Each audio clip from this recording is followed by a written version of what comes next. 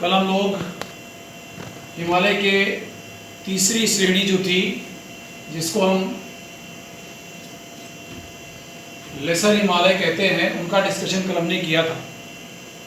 आज उसके बाद जो आखिरी श्रेणी है, जिसको हम हिमालय की दक्षिणतम श्रेणी कहते हैं, उसका डिस्कशन आपसे करेंगे, जिसे सब हिमालय यानी उप हिमालय या शिवालिक हिमालय या इसी को आउटर हिमालय या जिसे हम बाह्य हिमालय कहते हैं, ये इनके नाम हैं।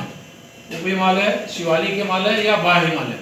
ये हिमालय पर्वत की श्रृंखलाओं में सदर्न मोस्ट रेंज है, दक्षिणतम श्रेणी है, जिसका विस्तार पंजाब के पोटवार पठार से लेके और पूर्व में यानी पश्चिम में पोटवार पठार और पूर्व में कोसी नदी जो है, खासतौर से जिसको हम कहते हैं बिहार का शोक, कोसी नदी, तो पोटवार पठार से और कोसी नदी के मध्य इसका विस्तार है लगभग 2400 किलोमीटर की लंबाई में।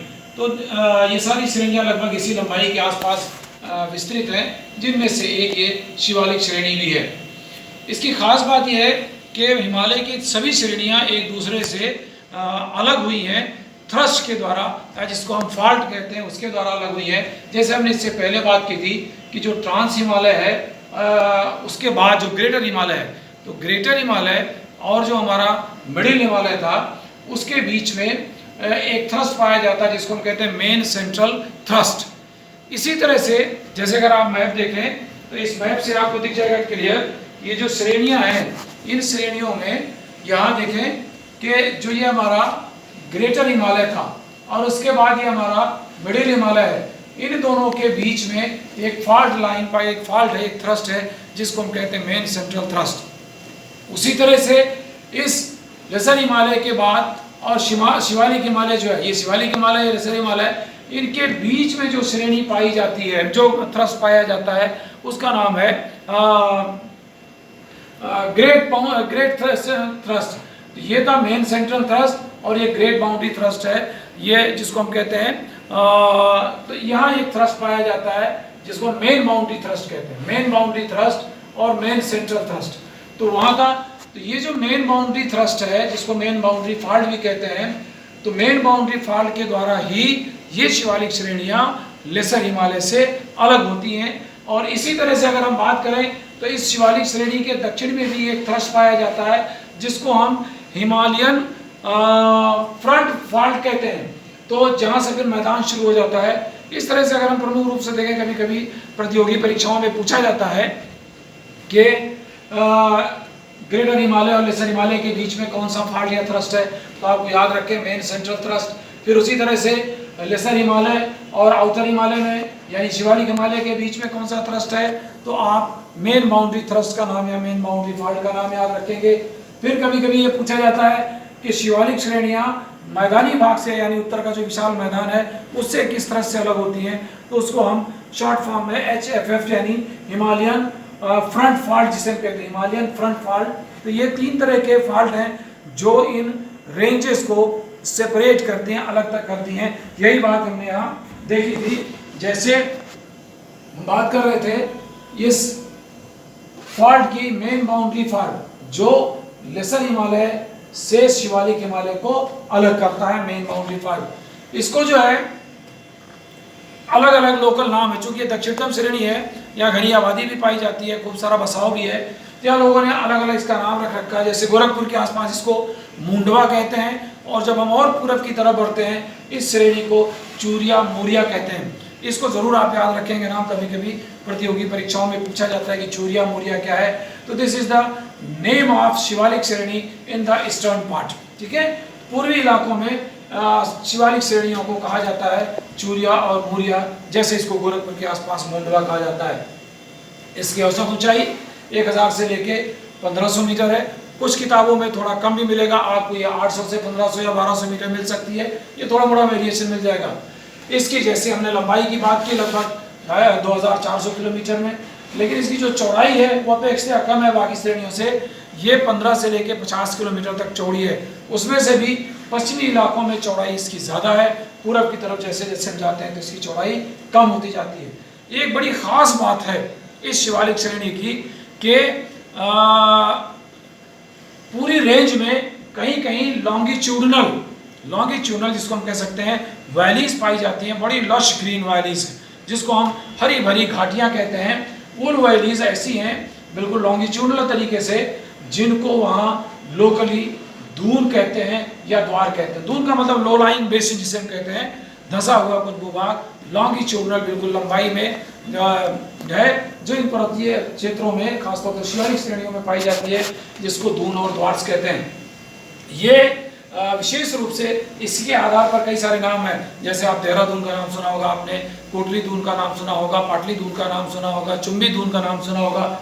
ये सारे दून इसी तरह से द्वार यानी हरिद्वार, कोटद्वार, ये सारे नाम जो हैं वो इसी के द्वारा पड़े हुए हैं, जो बड़ी ही हरी भरी घाटियां हैं लॉन्गिट्यूडनल, जो इस शिवालिक श्रेणी के मध्यवर्ती भागों में पाई जाती हैं।